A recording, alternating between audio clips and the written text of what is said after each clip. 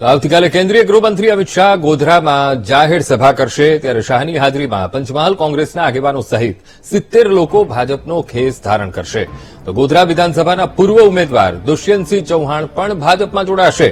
41 સક્રિય સભ્યો અને 31 પદાધિકારીઓ આવતીકાલે ભાજપમાં જોડાશે તો કુલ 70 થી વધુ આગેવાનો શાહની હાજરીમાં ભાજપનો ખેસ ધારણ કરશે તમામ પદાધિકારીઓ અને કાર્યકરોએ 2 દિવસ પહેલા રાજીનામું આપ્યું હતું પંચમહાલ જિલ્લાના રાજકારણમાં કોંગ્રેસને આ મોટો ફટકો મળશે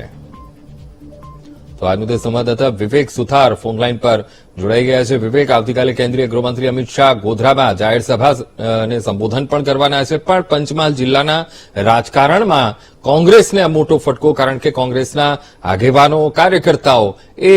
ભાજપમાં જોડાશે હજી ચોક્કસથી વાત કરીએ તો હાલ ચૂંટણીનો ધમધમાટ શરૂ થઈ ગયો છે ત્યારે ગોધરાની મુલાકાતે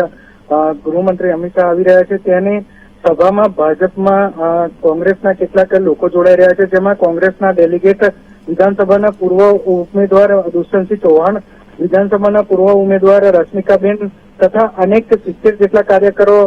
જોડાઈ રહ્યા છે આ જોવા જઈએ તો કાલની જે સભા છે અત્યંત અગત્યની ગણી શકાય કારણ કે 5 લાખની લીડ સાથે આ કોંગ્રેસના ઉમેદવારો જોડાવાના છે તો 5 લાખથી વધુ પણ લીડ આવી શકે તેવી ભાજપના લોકો દાવેદારી કરી રહ્યા છે જી બિલકુલ વિવેક સમગ્ર માહિતી સાથે જોડાવા બદલ આપનો આભાર।